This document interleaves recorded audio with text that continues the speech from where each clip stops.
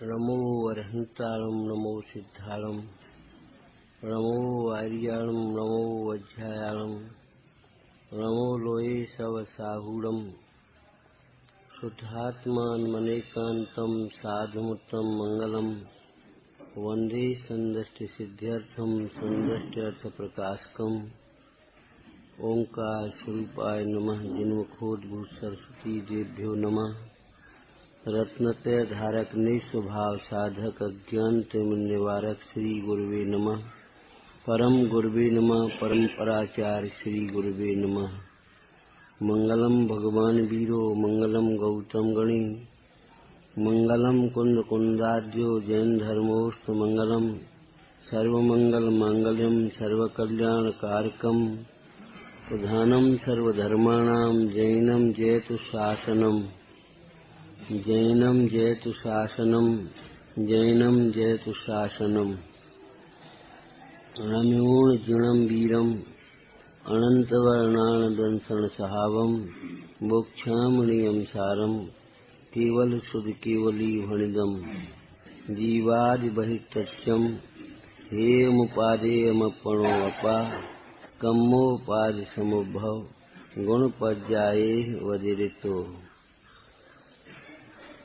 श्रीमद कुंद आचार्य विरचित नियम सारजी परमागम शुद्ध भाव अधिकार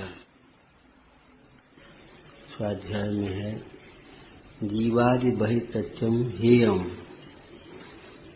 जीवादि सात तत्वों का समूह हे कहा, जहन करके अटकने लायक नहीं है। सवेरे इस विषय की चर्चा हुई थी। हे इसलिए कहा, वहां से हटाना है अपना उपयोग। हमें निरंतर ये कौतूहल रहता है, ये कौन है, ये कैसा है। हेयम कह करके ये कह रहे हैं, होगा कोई भाई, अनादर की बात नहीं है, अपना प्रयोजन साधने की बात है।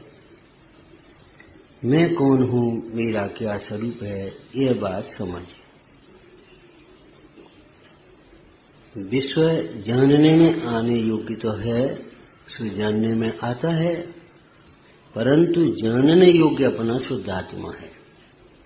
और जब पर पदार्थों के प्रति, जानने के प्रति विशेष कौतूहल बुद्धि जगे, आकुलता हो, तब विचारना। विश्व में एक शुद्धात्मा अपने लिए सुख स्वरूप है। अपना सुख अपने में है। केवल ज्ञान में सारा विश्व भी झलक जाए तो सुख तो अपने में से आएगा ना, विश्व में से तो नहीं आएगा। इस प्रकार का विचार करने से तुम्हारी वृत्ति वहां से हटेगी। जैसे कोई संतोषी व्यक्ति हो, उससे कहें सुनो, एक धंधा अमुक और कर लो, एक व्यापार अमुक और डाल लो, तो मालूम है क्या कहेगा, भैया 4 रोटी खानी है, 4 कपड़े पहनने हैं, 4 हाथ जमीन, अपना काम चल रहा है, क्या करना अपन को, कितना भी हो, आखिर कितने में रहोगे, कितना भी संग्रह करो, कितने पहनोगे, कितना खाओगे पियोगे। अगर ज्यादा के चक्कर में पड़े तो 2 रोटी भी आराम से नहीं खा सकोगे। इतना बाहर का काम हो जाएगा कि घर में बैठ नहीं पाओगे आराम से। ये स्थिति है।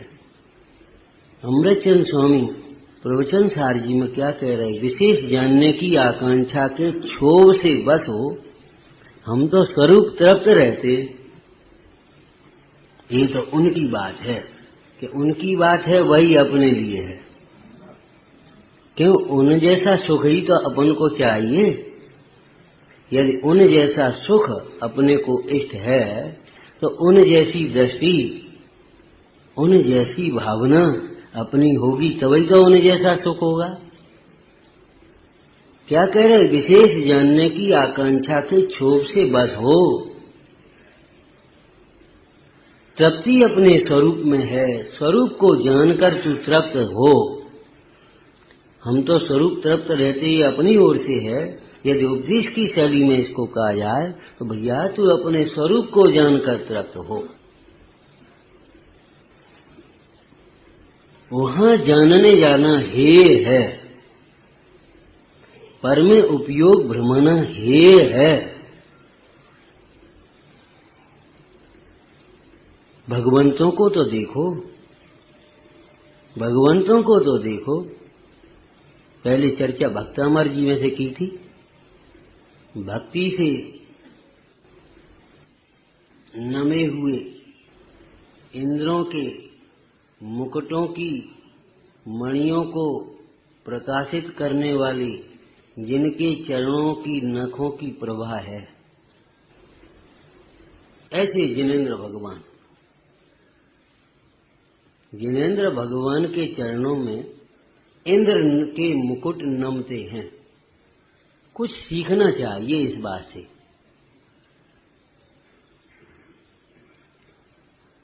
ये प्रसंग, ये दृश्य कुछ शिक्षा दे रहा है।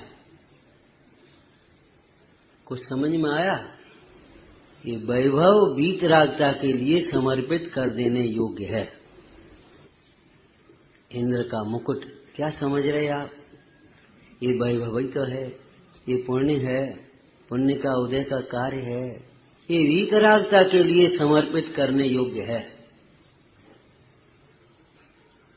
इंद्र नमस्कार करते हुए मानो ये कहता है, हे जगत के जीवो, ये वैभव छोड़कर आत्मस्वरूप की आराधना करते हैं वे धन्य हैं। जब तक यह दशा न हो तब तक ये वैभव वीतरागता के लिए समर्पित करने योग्य है।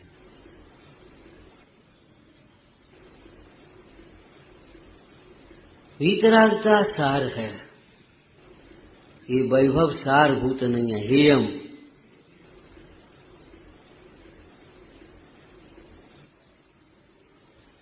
और देखो, जो परमाणु मात्र बाह्य परिग्रह का त्याग कर अपने आत्म स्वरूप की साधना में लग गए, अपने स्वरूप में तृप्त हो गए, उनके संयोग में विश्व का सर्वोत्कृष्ट वैभव,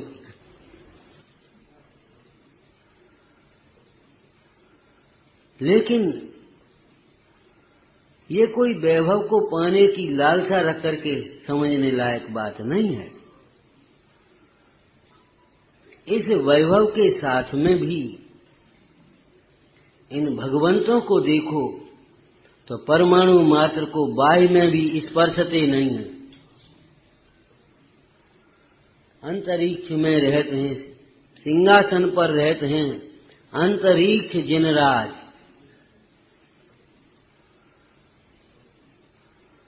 ये पुण्य का वैभव बाहर बाहर लूटता है, अंतर प्रवेश नहीं पाता। जो अपने वैभव में संतुष्ट हैं उन्हें ये वैभव आकर्षित नहीं कर पाता।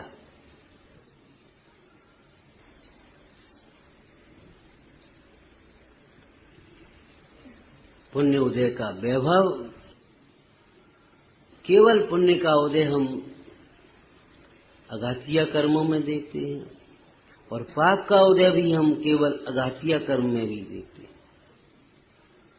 लेकिन घातिया कर्म की प्रकृतियां पाप रूप ही हैं,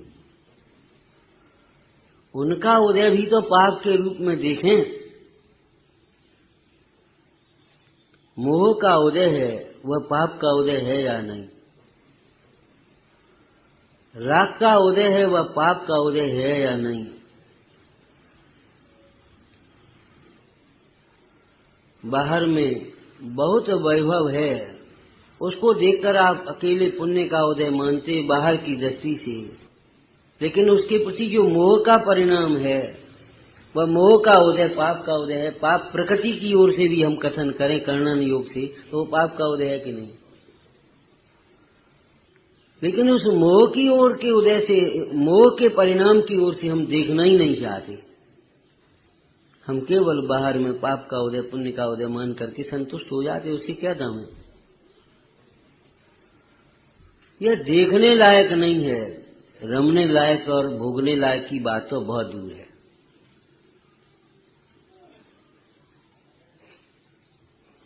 जीवा प्रयोजनभूत तत्वों का स्वरूप समझने का फल ही यह है। ये पराया है, ये अपना है, ये समझने का फल ही यह है कि पर से विरक्त हो और अपने में रत हो, संतुष्ट हो।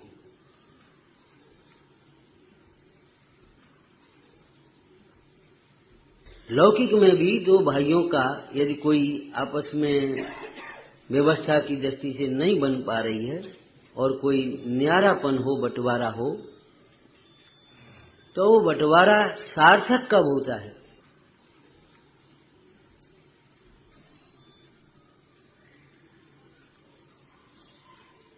बंटवारा सार्थक कब होता है?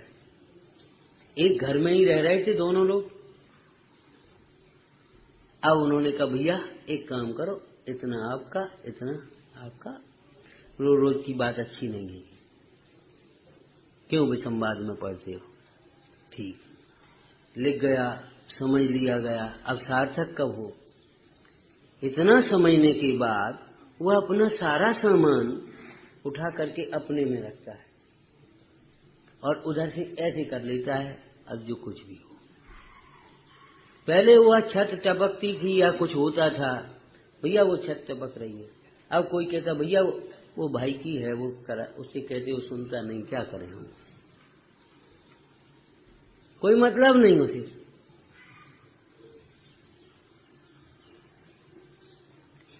मतलब बंटवारा तो हुआ, लेकिन वो बंटवारा सार्थक क्या हुआ? यदि बंटवारा हो भी जाए, कागज पर आ जाए, लेकिन आप अपना सामान उधर से समेट कर यहां नहीं रखें, तो बंटवारे की सार्थकता क्या होगी? ऐसे स्वपर के भेद ज्ञान का फल अपना उपयोग पर से विरक्त होकर अपने स्वरूप में संतुष्ट हो।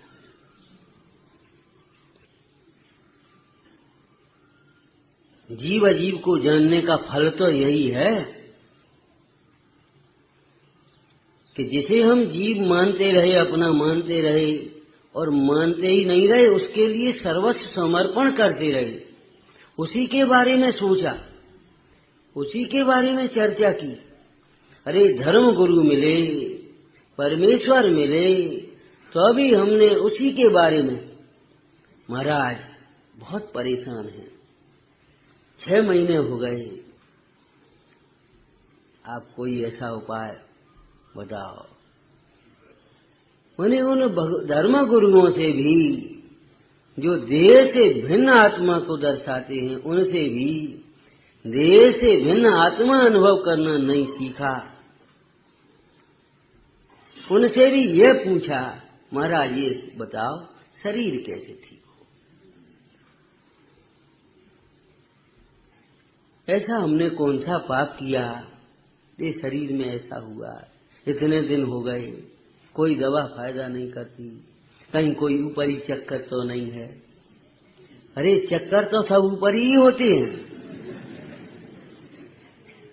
लेकिन ऊपरी को ऊपरी समझ में आ जाए तो काम बने। जितने भी चक्कर हैं वो सब ऊपरी ही तो हैं, भीतर तो कोई चक्कर नहीं है ना। न जाने कहां कहां उपयोग भटकता है, कोई ऊपरी चक्कर तो नहीं है। क्या करें? वे कह रहे थे वहां चले जाओ, मन तो नहीं होता, श्रद्धा तो नहीं है। ये क्या मतलब क्या है? ये शैली कौन सी है तुम्हारी? धर्मात्मा भी दिखना चाहते और मोह भी नहीं छोड़ना चाहते। मिथ्यात्व के अभाव के बिना धर्म का प्रारंभ नहीं होता। ऊपरी ही तो चक्कर है, सच बात है। पहले याद हो एक कथन आया था, कभी लोग ऐसा सोचते हैं क्या करें समझ में नहीं आता, इधर जाए तो कुआं है, इधर जाए तो खाई है। यानी इधर उधर खाई क्यों? खाई और कुआं दोनों इधर है, खाई और कुआ दोनों ही इधर हैं, बाहर हैं। भीतर तेरे न कुआ है न खाई है, काय को घबराता है। वहां तो सुख का सिंधु लहराता है, विश्राम स्थली है, निरापद स्थान है। मुनिराज के शब्दों में कहूं, समस्त विपदाओं का आपद है चैतन्य पर, नित्य शुद्ध संपदाओं की खान है, सहज ज्ञान का साम्राज्य है। इधर तो कुछ न कुआ न खाई, कोई आपत्ति नहीं, निरापद। जो पद भय हरे, जो पद भव पद भय हरे, सो पद सेव अनूप, या पद परसत और पद लगे आपदा रूप। समस्त विपदाओं का आपद है, लेकिन क्या करे, इस देह को अपना मन मान करके धर्म गुरुओं से भी यही पूछता है, महाराज इतने दिन हो गए, स्वास्थ्य ठीक नहीं रहता, कोई उपाय आप बताओ। भाई देखो, पाप के उदय में रोग होते हैं। पाप के उदय मात्र में ही नहीं, वर्तमान में कोई और भी बात हो सकती है। कुपथ सेवन, कुपथ सेवन, कुपथ सेवन का अर्थ कुविचार भी है। खोटे विचार, खोटा आहार। कुपथ में केवल आहार की ही बात नहीं, विचार की भी बात है। और ये चिकित्सा विज्ञान में आज सिद्ध है। ये मनोविकार हैं, ये रोगों के कारण बनते हैं। इनसे क्रोध से, भय से एसिडिटी बनती है, शोक से ऐसा होता है, ये ब्लड प्रेशर सब उसमें खोजे हुए हैं सब। कुपथ सेवन को बुद्धिपूर्वक छोड़, उपाय हम बताते हैं। अर्थात विपरीत विचारों को छोड़, तृष्णा को, क्रोध को, भय को, इनको छोड़ भैया। अभी स्थूलपने इतने रह जाते, तृष्णा क्रोध क्षोभ को, वो अंतर में मोह को छोड़ने की बात नहीं आ पाती उनके भौतिक विज्ञान में।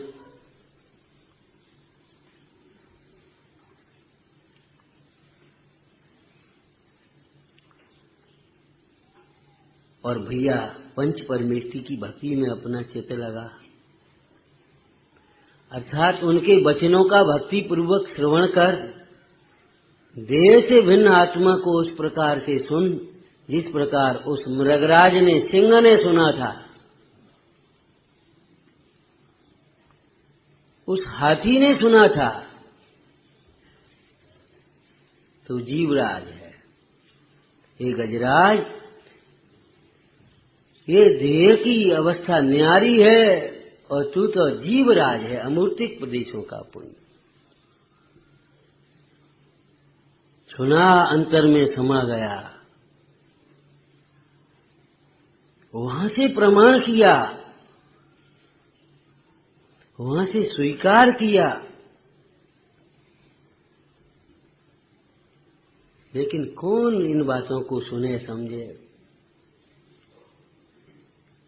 ये तो ठीक है, उनका मतलब ये है कछु ऐसे कर दो, कछु ऐसे दे दे, कोई रोग ठीक हो जाए हमारा। मोही और मानी जीव की एक ही दशा है, वो अपनी कहेगा, सुनेगा ही नहीं दूसरे। और शिकायत ये करता है, क्या करें भगवान हमारी सुनते नहीं। क्या सुने तेरी?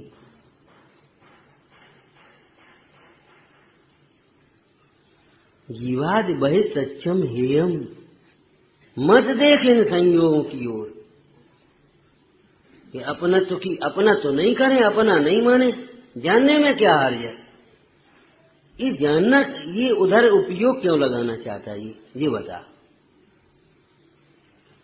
ध्यान रखना, पर को जानने की, पर को देखने की अभिलाषा भी इसलिए होती है कि अपने को नहीं जानता, नहीं देखता। क्यों? अपने को न जानने वाला जीव दुखी होता है और दुखी को अभिलाषा होती है। यह पर को जानने की अभिलाषा भी पर को जानने से नहीं, ये सवेरे चर्चा आई थी। अपने को जानने से मिटेगी। अपने को जानेगा तो पर को जानने की अभिलाषा नहीं रहेगी, और आत्म स्वरूप की भावना भाते हुए अपने स्वरूप में तृप्त होगा। सारा लोकालोक जानने में आ जाएगा। और अपने को जाने बिना जितना जानेगा सब विनाशी।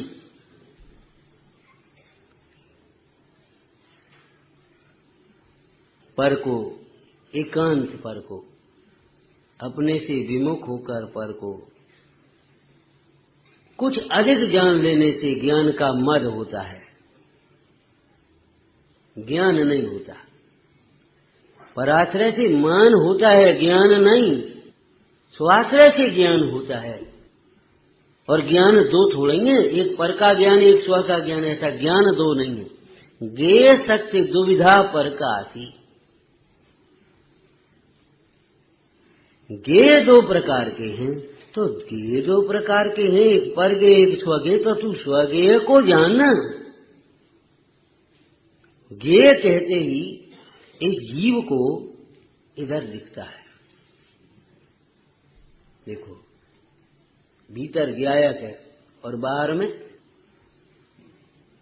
ज्ञायक कहाँ? भीतर। और गे कहाँ? ज्ञायक वो भी तो गे है। गे कहते ही ऐसा लगता है जैसे यहां कुछ हो ही नहीं। ये बाह्य पदार्थ, जड़ पदार्थ गे हैं, मात्र गे हैं, भिन्न गे हैं, पर गे हैं। आत्मा ज्ञायक है। अरे ज्ञायक है, ये ज्ञायक है, ये जानने में आया कि नहीं आया? ये ज्ञायक स्वयं गे है। जब ज्ञायक ही स्वयं गे होता है, होता तो है ही, कोई रोक तो सकता नहीं। लेकिन जब यह ज्ञायक को ही ज्ञेय बनाता है, अर्थात ज्ञेय के रूप में ज्ञायक को ही लक्ष्य करता है, ज्ञायक रूप ही जानता है, उसी समय में शुद्धोपयोग होता है। ज्ञेय ज्ञाता ज्ञान, ध्येय धाता ध्यान। छेदाला में क्या आया?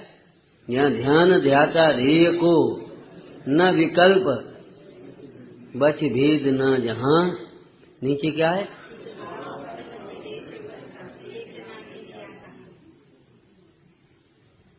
ये शुद्धोपयोग की निश्चल रसा। कहाँ? जहाँ ज्ञेय ज्ञाता का भिन्न भेद नहीं। और जब तक ये समझता है यहाँ ज्ञायक है और यहाँ ज्ञेय है, ये जानने वाला है और ये जानने में आने वाले हैं, बस उन्हीं को लक्ष्य करता रहता, भ्रमता रहता है। हे हम, ये प्रक्रिया आपकी है। आत्मा को जानने का फल ऐसा है कि पर को जानने के लिए तुझे कौतूहल ही मिट जाए, जरूरत न रहे। वितराग का पहले लेना चाहिए, ध्यान रखना। ये वितरागी शासन है, सर्वज्ञता उसका फल है। जैसे भगवान के दर्शन का फल भक्तामर जी में आया, पहले भी चर्चा की थी। हे भगवान, मानतोंग स्वामी ने तो व्याज निंदा स्तुति अलंकार से कहा, हे भगवान, आपको देखने का क्या फल है? क्या मतलब, क्या कह रहे आप? आपको देखने का क्या फल है? आपके दर्शन का क्या फल है? जो हृदय आप में ही संतुष्ट हो जाता है और स्वप्न में भी किसी अन्य की ओर देखने की अभिलाषा नहीं रहती है। हम तो दूसरों को ही देखना भला मानते हैं, जिनको देखने के बाद हृदय आप में संतुष्ट हो जाता है। आपको देखने का क्या फल? अर्थात आपको देखने का फल ये है, किसी अन्य को देखने की अभिलाषा नहीं रहे, संसार परिभ्रमण मिट जाए।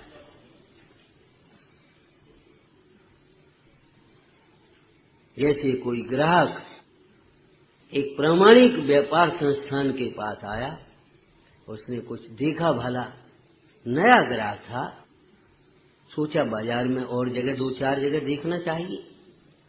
शहर का मामला अपरिचित, 10-5 जगह उसने देखा भला और उसका मन भरा कि ये तो वहीं ठीक है। अब वह दोबारा कहाँ कहाँ जाएगा, अब तो सीधा आएगा, वहां पहुंचेगा, जो कुछ लेना लिया और गया। जैसे व्यवहार में भगवंतों के दर्शन का ये फल है कि भ्रमणा मिट जाए, भटकना मिट जाए, भगवंतों के समीप आने से संसार परिभ्रमण मिटता है और मोक्ष मार्ग प्रारंभ होता है। जैसे जब तक जो रोगी कुशल वैद्य के पास न पहुंचे तब तक वो भटकता है, और कुशल वैद्य के पास जब पहुंच जाता है, सही जगह पहुंच जाता है, तब उसका इलाज प्रारंभ हो जाता है, भटकना मिट जाता है। ऐसे ये भगवंतों की शरण में आए तो अब ये समझना चाहिए कि मोक्ष मार्ग प्रारंभ हो जाए। क्या फल तुझे दूसरे के देखने।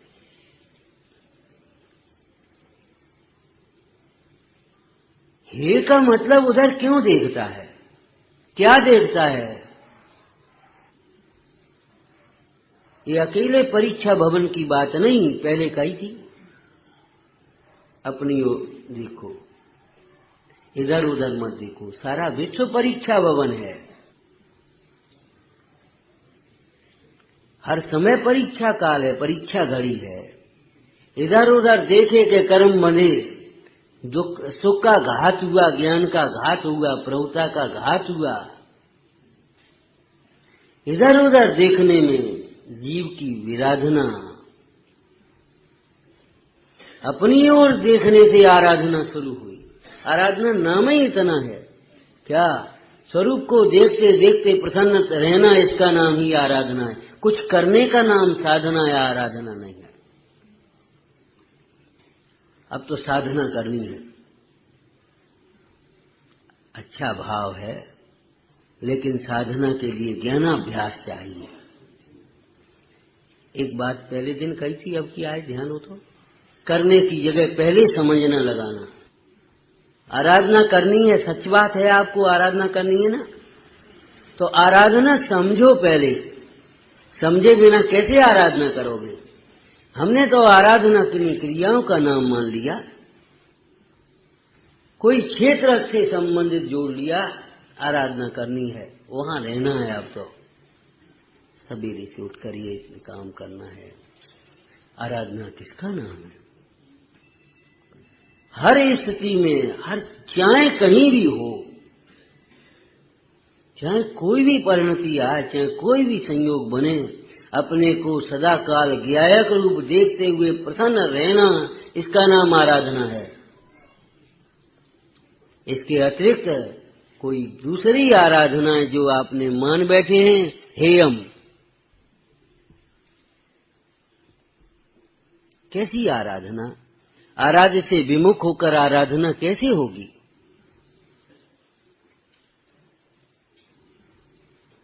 शील की परिभाषा भी इतनी है, अपने पति में संतुष्ट, अपने पति में संतुष्ट।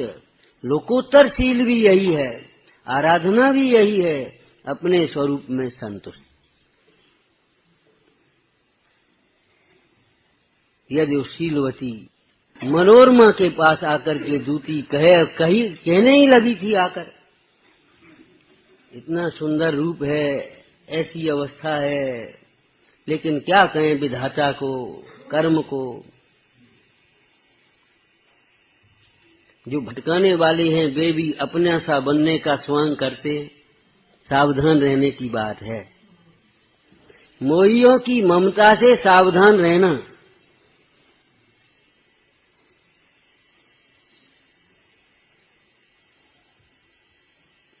ये भूमिका थी उस दूती की। क्या इस बनिए के घर में आ गई, और अभी भी क्या है, राजकुमार तो अभी भी तैयार बैठा है, राजमहल, पटरानी, हेयम हेयम, हे का इस प्रकार से अर्थ समझो, समझ गए? वो अंतरात्मा कह रहा है, ज्ञानी कह रहे, धर्मात्मा कह रहे, जिनवाणी कह रही है, भगवान कह रहे हैं, हे मनोरमे, हे पुत्री, यह तुझे अपनी शील की रक्षा करनी है, हेयम सुनना नहीं।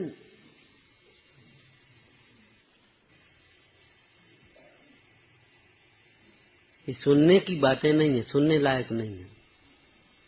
अच्छा, वो राजकुमार निकला बाहर से, हेयम देखना नहीं,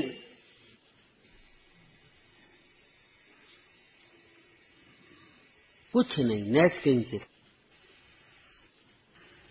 है तो सुंदर, कहती तो दूती ठीक है, बस समझ लो शील में दूषण लग गया।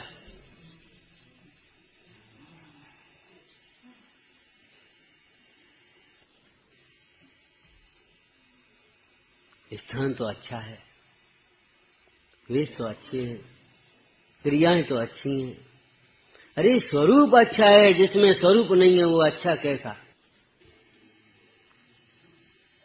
सदैव याद रखना, शिवभूति महाराज के ज्ञान को हम बहुत अच्छा कहते हैं, हमेशा बहुत अच्छा ज्ञान उनका। लोगों को लगता नहीं उनको कुछ ज्ञान ही नहीं था। अरे कैसी बातें कर रहे हो, किस ज्ञान को आप ज्ञान मान बैठे हो?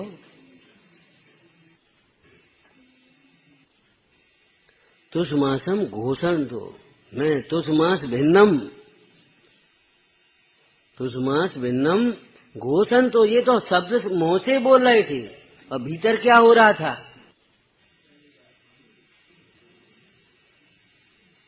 पंडित टोटामल जी ने क्या कहा, ये कोई शास्त्र के वचन भी नहीं थे, तुष्मास भिन्नम, लेकिन भाव भाषणा के बल से वे देहादिक से भिन्न अपने स्वरूप को देखते देखते अनुभवते परमात्मा हो गए। देखने योग्य क्या होता है लौकिक में भी आप बताइए। यदि आपसे कोई कहे आपका मित्र, चलो एक स्थान आपको दिखा के लाएं, आपने कहा चलो, और जहां वो गंदगी का ढेर रहता ना, वो डालाते, वहां पे आकर खड़ा कर दिया, आप क्या कहोगे? क्या मजाक करते हो? ये कोई देखने लायक जगह है? और यदि कोई सुरम्य उद्यान में, कोई सुंदर जिन मंदिर में ले जाए आपको, अरे भाई कहते तो तुम ठीक थे, यहाँ तो बहुत अच्छा है। देखने योग्य लौकिक में भी वह माना जाता है जिसे देखने से आनंद हो।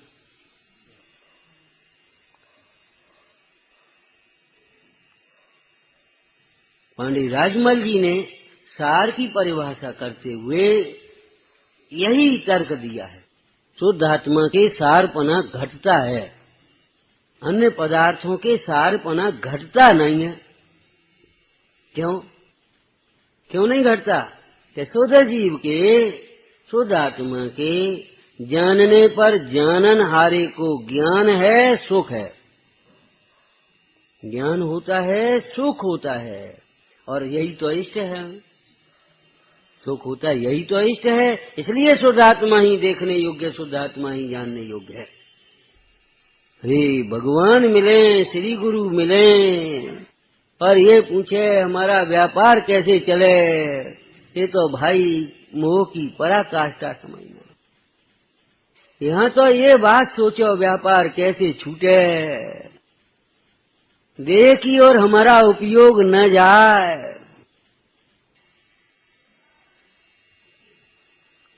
प्रभाकर भट्ट ने यही तो कहा श्री गुरु से, यही तो कहा, प्रभु हमें उस अनादि संसार से भ्रमते भ्रमते दुख ही दुख पाया है, सुख लेस भी नहीं मिला। आप हमें उस परमात्मा का प्रकाश करो जिस परमात्मा के प्रकाश होने पर, अनुभव होने पर सुख होता है। ऐसे शिष्य की प्रशंसा करते हुए ब्रह्मदेव सूर्य ने क्या क्या कहा, स्वाध्याय करना परमात्मा प्रकाश मंगलाचरण का, क्या क्या कहा। हे भव्य, तूने ऐसा प्रश्न पूछा जैसा भगवान ऋषभ देव के समो शरण में भरत चक्रवर्ती, अजनाथ भगवान से सगर चक्रवर्ती ने, देशभूषण कुलभूषण केवली से राम ने, महावीर स्वामी से श्रेणिक ने प्रश्न पूछा। पंडित टोटरमल जी कहते धन्य हैं जो स्वानुभव की। तो जैसे उस मनोरमा से कह रहे हैं ये सुनने लायक नहीं है, देख मैं दिखाऊं, ऊपर तो चला वो महल देखने लायक नहीं, हेयम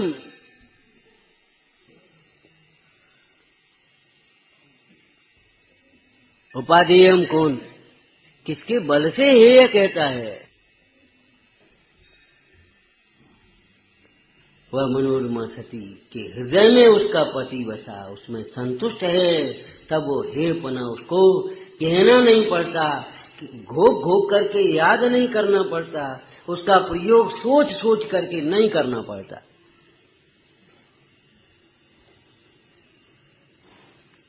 जिन्हें ये सब हेय होता है उन्हें आत्मा उपादेय होता है, और जब आत्मा उपादेय होता है तभी ये सब हेय होते।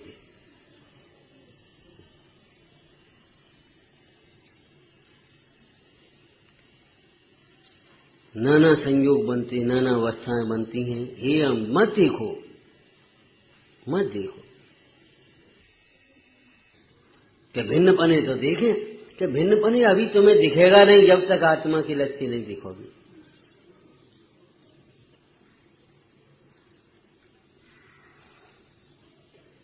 जब ये हेय होते हैं तब उपादेय होता है। क्या आत्मा को आत्मा ही उपादेय है। कैसा आत्मा उपादेय है? इस आदि लाइन में जैसे कैसे आत्मा को आत्मा उपादेय है और आत्मा कैसा है जो उपादेय है। जो स्तुति करने योग्य भगवान योगीश्वरों के द्वारा भी स्तुत्य है वह कैसा होगा? जो दर्शनीय पुरुषों के द्वारा भी दर्शन करने योग्य है वह कैसा होगा?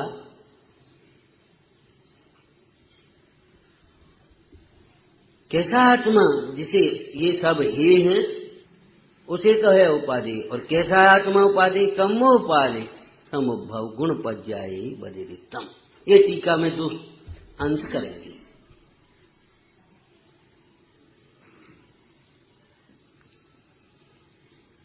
कर्मोपाधि जनित कर्म सापेक्ष ऐसा समझ लेना।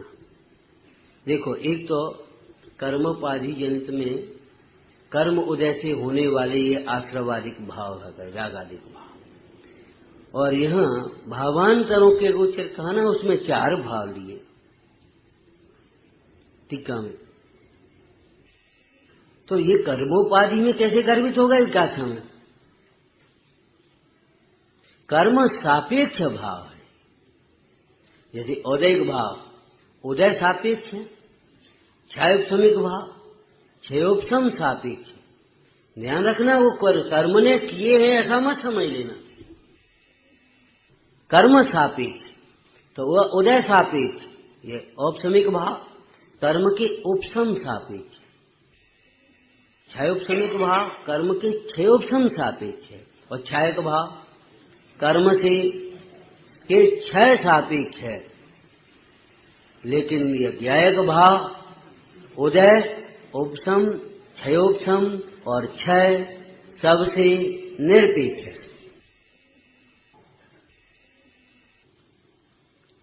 इनकी अगोचर है आत्मा, इन सबसे निरपेक्ष है, भिन्न है, न्यारा है कर्मोपाधि जनित। ये सब काल की अपेक्षा देखें तो कोई अनादि शांत है, कोई सादी शांत है, कोई सादी अनंत है, और यह अपना आत्मा अनादि अनंत है।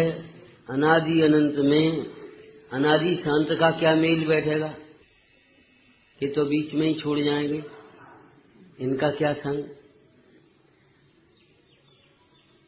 इस पर्याय की तो थोड़े काल स्थिति है, इनका क्या संग, और ये तो अभी हुए ही नहीं है, इनका क्या संग अभी। कर्मोपाधि यानी तो गुण पर्यायों से जो व्यतिरिक्त है, न्यारा है। अनादिकाल से तुझे आत्मा उपादेय इसलिए भाषित नहीं हुआ कि तूने आत्मा नहीं देखा, कर्मोपाधि जनित इन भावों को ही आत्मा समझ बैठा।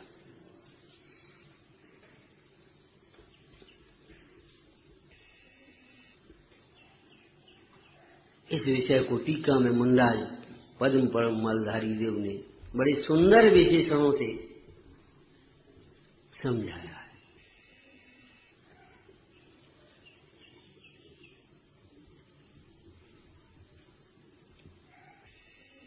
टीका थोड़ी सी पढ़ते। जीवादि 7 तत्वों का समूह, जीवादि 7 तत्वों का समूह वास्तव में परद्रव्य होने से उपादेय नहीं है। कैसी सुंदर शैली है। देखो, जीवा 7 तत्व ही जो नहीं मानते वे तो ग्रहित मिथ्यात्व है। 6 द्रव्य नहीं मानते वे तो ग्रहित मिथ्यात्व है। आपको इतना तो मालूम ही है, ये 6 द्रव्य, 7 तत्व, 9 पदार्थ, 9 प्रमाण, इन सब की चर्चा जैन दर्शन में रहती है। इसीलिए इस जिनवाणी को धर्मायतन कहा, सम्यक्त का आयतन कहा, सुख का आयतन कहा। यहां ये सुख मिलेगा। जो जीवा 7 तत्वों को नहीं मानते वे तो ग्रहित मिथ्यात्व है। जीवा 7 तत्व हैं, अद्वैत ब्रह्म की तरह एक आत्मा है और कुछ है ही नहीं विश्व में, ऐसा नहीं। एक आत्मा के अतिरिक्त अपना कुछ नहीं है, उपादेय कुछ नहीं है नहीं, ये बात नहीं है। पड़ोसी का घर है या नहीं है,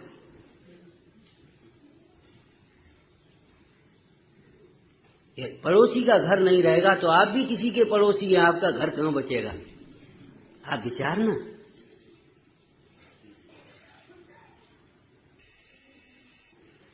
है वो, लेकिन वह पड़ोसी का घर है, आपका घर नहीं। हम ये थोड़ी कह रहे हैं कि जीव पुद्गल धर्म धर्म आकाश काल है ही नहीं। अनंत जीव हैं, अनंत अनंत पुद्गल हैं, एक धर्म द्रव्य, एक अधर्म द्रव्य, एक आकाश काल, असंख्यात काल द्रव्य हैं। जीव के साथ अनादि से ये कर्म का, शरीर का संयोग है, और जब ये कर्म है तो ये मोह रागादिक भाव भी हैं, और ये हैं तो इनके उदय भी हैं, उदय जनित अवस्थाएं भी हैं, उनमें जुड़न है तो नया बंध भी है, इतना अनादिकाल से है। और इस बीच में थोड़ी सी मंदता और तीव्रता कथाओं की होती है, विषय बदलते हैं तो पुण्य भी है, पाप भी है, उसके फल नरक स्वर्ग आदि भी हैं। ये कोई काल्पनिक बातें नहीं है। विश्व में इनकी सत्ता है और भगवंतों के ज्ञान में ये प्रत्यक्ष अभाषित हुए हैं, सर्वज्ञ प्रणीत है। ये जीवा 7 तत्वों का समूह है, लेकिन होना अलग बात है और अपना होना अलग बात है। ऐसा नहीं है जो है सो सब अपना है। होना अलग बात है और उपादेय होना अलग बात है। ऐसा नहीं कि जो है वैसा उपादेय है।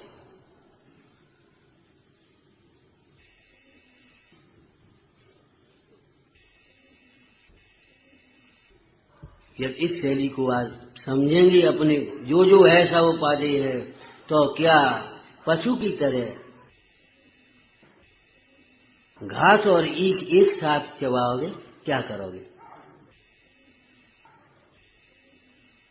क्या उस घास और छिलके सहित गन्ना खाओगे? क्या नरेटी की जटाजूट सहित नारियल खाओगे? क्या करोगे आप? होने पर भी वह अलग कर देने लायक है।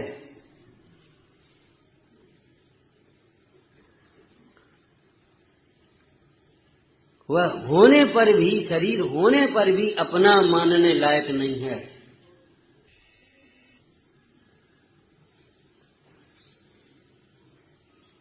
पुण्य के उदय में सुंदर सा दिखने वाला ये शरीर सुंदर मान लेने लायक नहीं है। कल्पना करके सुखी हो जाने लायक बात नहीं है। ये अटकाव की बात है, भटकने की बात है।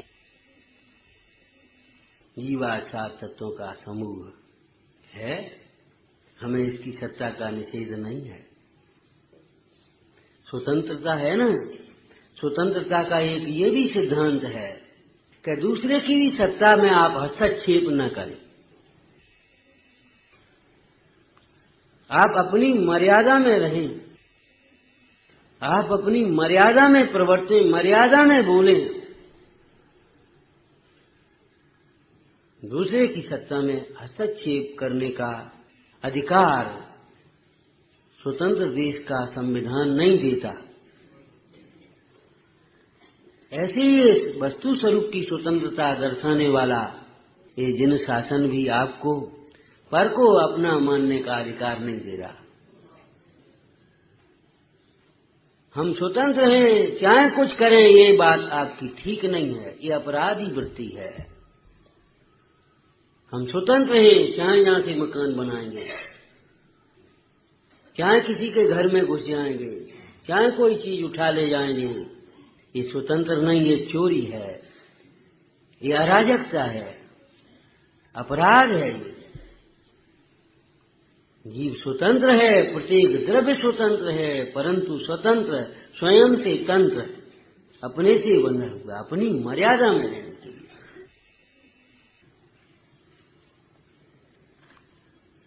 यदि कोई कहे हम स्वतंत्र हैं, हमारा देश स्वतंत्र है, तो हम चाहे कुछ करेंगे, तो वो दंड का पात्र भी तो होगा कि नहीं होगा? ठीक है, तुम दूसरे के घर में घुसकर माल उठा लाने के लिए स्वतंत्र हैं, तो हम भी भाई क्या करें? प्रशासन क्या कहेगा आपसे? हम भी आपको हथकड़ी बेड़ी डालकर जेल में बंद कर देने के लिए आप क्यों फोन करवाते हो? अपना आदमी है ये, कैसा अपना आदमी? ये अपराधी आदमी है। अगर अच्छा ईमानदार अधिकारी हो प्रशासनिक, और किसी का फोन पहुंच जाए, भैया वो अपना आदमी है साहब, कैसी बातें करते हो आप? ऐसे आदमियों को आप अपने साथ रखते हो, आपको शर्म आना चाहिए।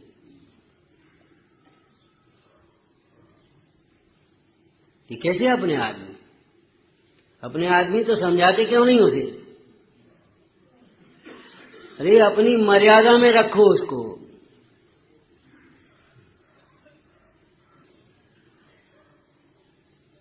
यही विधि है प्रशासन की कि और कोई विधि है?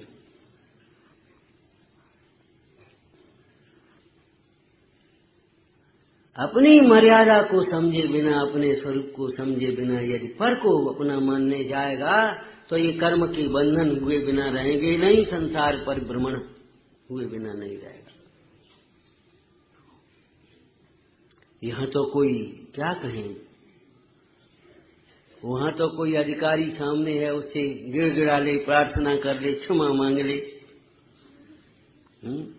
गेट कीपर अगर गेट पर हो, वो तो लिहाज कर जाएगा, अभी पंडित जी नहीं निकले, थोड़ी देर और रुक जाएं गेट बंद करने में। लेकिन ऑटोमेटिक व्यवस्था हो, वह होंगे पंडित जी अपने घर के, वो तो बंद हो गया।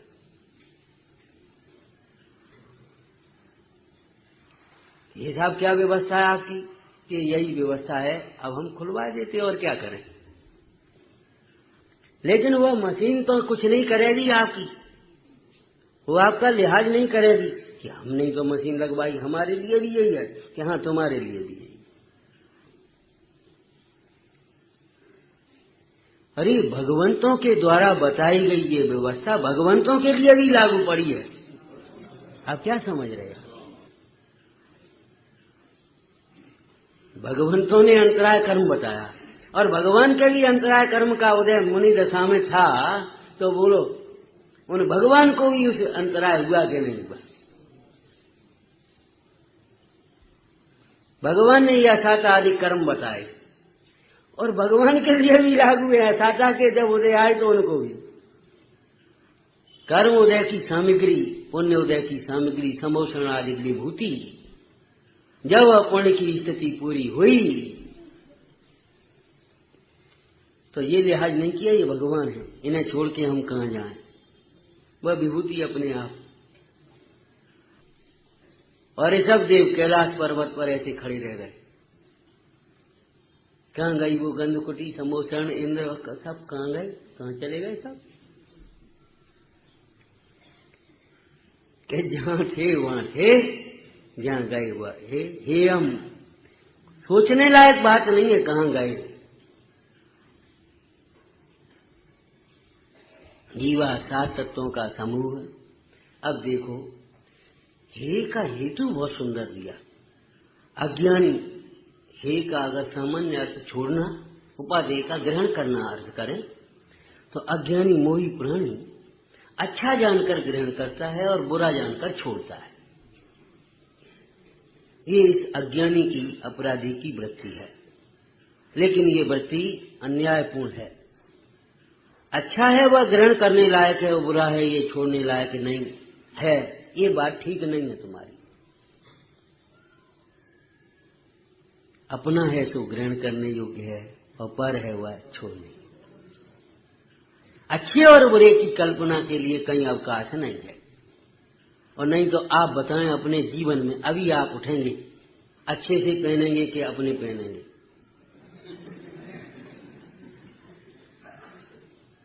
यदि आपका चित्त अच्छे से ढूंढने लगा पहनने के लिए तो चोरी। आप अपने ढूंढेंगे और चोर अच्छा ढूंढेगा। आप विचारना, अच्छे और बुरे में मैंने एक ढेर लगा है, नीचे सब उतरे। आप अच्छे ढूंढेंगे, अच्छे पहनेंगे कि अपने पहनेंगे? बताइए आप यहां से जाएंगे किसी अच्छे से घर में घुसेंगे कि अपने घर में घुसेंगे? क्यों? अच्छे से में घुस जाओ ना, तब पता पड़े अच्छे मानने की कल्पना का फल क्या होता है। अरे भाई, अपना होना अलग बात है, अच्छा होना अलग बात है। और अपना भी और अच्छा हो फिर क्यों पर को देखेगा? आत्मा अच्छा भी है और अपना भी है, ऐसा क्यों सोचते हो?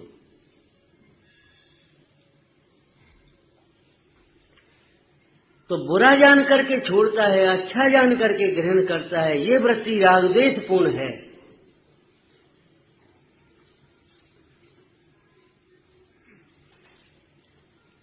ये वृत्ति मोक्ष मार्ग नहीं है। हे है, इसका मतलब बुरा है ऐसा नहीं। ध्यान रखना, जिनागम की शैली में माता की शैली के समान कहीं हे की बुराई भी दिखाई है, हे को बुरा भी कहा है। पहले एक दृष्टांत दिया था, याद हो तो? एक बालक मां के साथ दूसरे के घर में गया, वहां दूसरे बच्चे का खिलौना था, उसने उसे पकड़ लिया। अब वो दूसरे का बच्चा वो भी आ गया, वो छीनने लगा, वो नहीं देता है। उसने कहा, देखो ताई, ये खिलौना नहीं दे रहा हमारा। उसने देखा, कहते बेटा उसी का है, दे दे। नहीं, मैं नहीं दे रहा, मेरा अपना तो घर रखा है, अपना तो घर रखा है अलमारी में, तुझे मालूम नहीं? ये उसी का, दे दे। और अगर इतने मात्र से वह देने को तैयार हो जाए तो फिर आगे कहने का काम नहीं है। और अगर न दे तो फिर माता अपनी माता की दूसरी शैली प्रयोग करेगी। तो बेटा वो देख कितना गंदा है, वो अपना एक्टिंग करेगी पूरी, वो कितना गंदा है, वो टूटा है, अपना तो नया रखा है, उसका रंग कितना अच्छा है। फिर वो अच्छे बुरे का भेद डाल करके उसको छुड़ाएगी। ये सेकंड नंबर की बात है।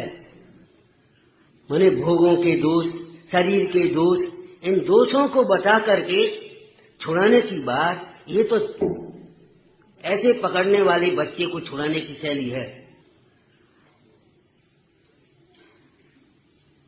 बात वास्तव में देखा जाए, अब ये शरीर मलिन है, घिनावना है, अनित्य है, अचरण है, इसमें बुढ़ापा आता है, एक एक अंगुल में 96 रोग हैं, तो क्या परेशानी क्या आप उनको? ये सब अवस्थाएं हैं उसकी, होती हैं, इसमें क्या बात है? इसमें क्या परेशानी? तो ये जीव की अवस्था जीव में है, पुद्गल की पुद्गल में है। जो जैसा है वैसी उसको गंध आती है, उसको वैसा उस प्रकार का स्पर्श रस गंध वर्ण है उसकी परिणति। हम क्या करें इसमें? लेकिन शुरू से तो अपना और पराया कहने मात्र से भी अपना मानना नहीं छोड़ता, तब जिनवाणी ये शैली अपनाती है। बाकी तो सज्जन बालक हो, बेटा अपना तो घर रखा है। अच्छा, मुझे नहीं मालूम था।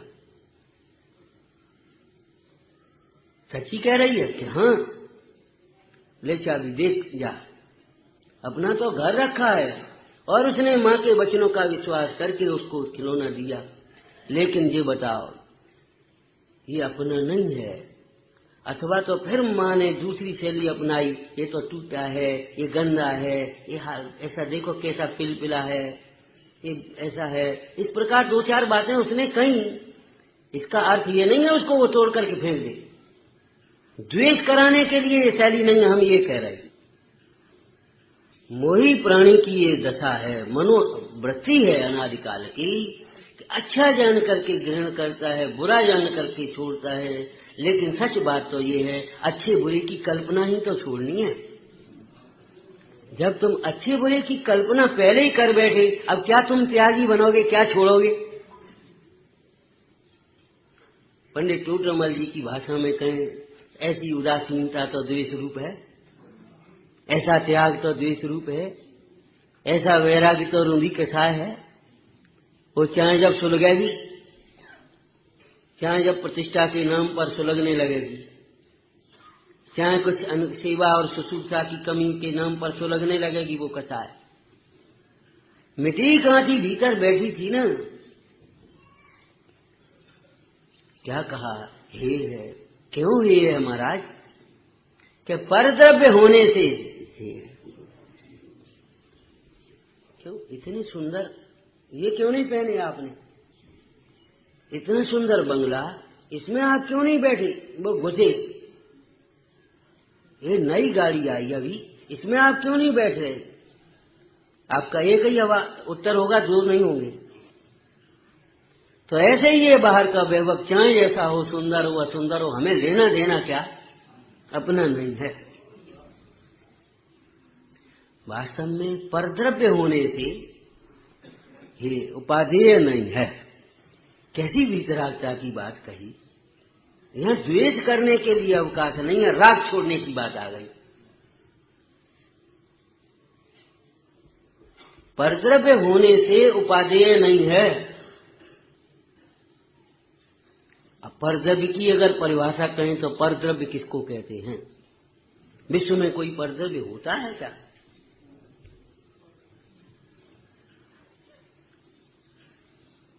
न स्वद्रव्यम परद्रव्यम, इतनी सी बात है। इसके आगे कोई अर्थ बनता नहीं है। विश्व में परद्रव्य अधिक है कि स्वद्रव्य? विश्व में परद्रव्य अधिक है कि स्वद्रव्य? कितने अधिक हैं? अरे विश्व तो बहुत बड़ा है, अपन इतने लोग बैठे ना, इतने में परद्रव्य अधिक हैं कि स्वद्रव्य? प्रत्येक द्रव्य अपने लिए स्व है और सबके लिए परद्रव्य, एक भी कम ज्यादा नहीं। अपन दो बैठे हो ना, आप हमारे लिए परद्रव्य, अपने लिए, और हमें अपने लिए और आपके लिए, तो ज्यादा कम कहाँ हो गए? कहाँ हो गए? कहाँ हो गए बताओ?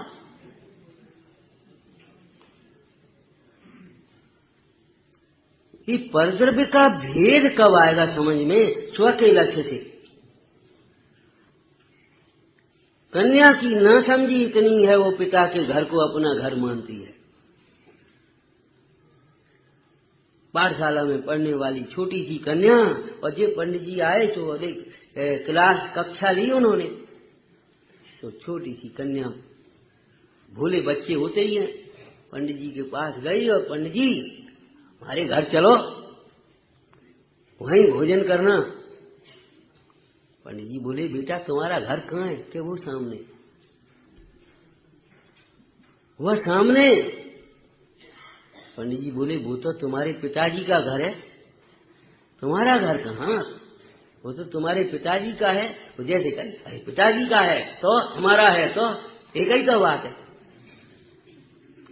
जब वो उसकी सयानपना क्या होता है, सयानी कब कही आती है? जब वह पिता का घर उसे कब भाषित होता है? जब उसको अपना घर समझ में आता है, तब और घर की बात क्या, पिता का घर पर समझ में आ जाता है। पिता का घर भी उसे पर समझ में आ जाता है। अब आप समझ लेना क्या कह रहे हम। जीवा 7 तत्वों का समूह वास्तव में एक शब्द भी काहे को लगा दिया है? वास्तव में परद्रव्य होने से इन्हें कहीं कहीं स्वद्रव्य कहने की भी विवक्षा है आगम में। पंच भावों को आचार्य उमा स्वामी महाराज ने स्वतत्वम, उस पंच भावों में औदैक भाव है। यहाँ छायक भाव को परद्रव्य कह रहे हैं और वहाँ औदैक भाव को स्वद्रव्य कह रहे हैं। हमारी समझ में नहीं आती इन महाराजों की क्या है लीला, कि ये लीला ऐसी है कि जो लीला मात्र में मोह को नाश कर दे। हेलोल्लुप्त महा, केवल ज्ञान से केल करने वाली ये दशा है। तो वास्तव में परद्रव्य होने से भैया भोजन करना नहीं, सही बात बताओ, बात क्या है? तब वो बात कुछ और होती है कि नहीं? भीतर कुछ और होता है, ऊपर से कुछ कहते रहते हैं कि नहीं? नहीं, और कोई बात नहीं। नहीं, बात तो है, कोई बात बताओ, सही बात बताओ। अब सही बात कब बताई जाए? जब बिल्कुल अंतरंगता जुड़े, तभी तो सही हो। तो आचार्य महाराज क्या कह रहे हैं, मुनिराज क्या कह रहे हैं? वास्तव में जो स्वद्रव्य की चर्चा कही गई, इन भावों को, इन तत्वों को यहाँ स्वद्रव्य कहा जाए, अपने भाव कहा जाए, वे सब उपचार के कथन समझना, उनकी विविक्षा समझ लेना, उनके प्रयोजन को समझकर अपना काम साध लेना। लेकिन वास्तव में वह उपादेय नहीं है, अपना मानने लायक नहीं है।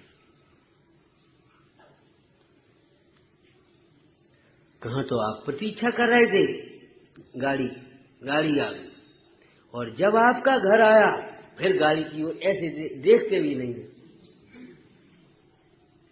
ऐसे इन प्रयोजनभूत तत्वों का भली प्रकार से आपने निर्णय किया, विचार किया, सब किया, अब नजदीक आ गए, अब ऐसे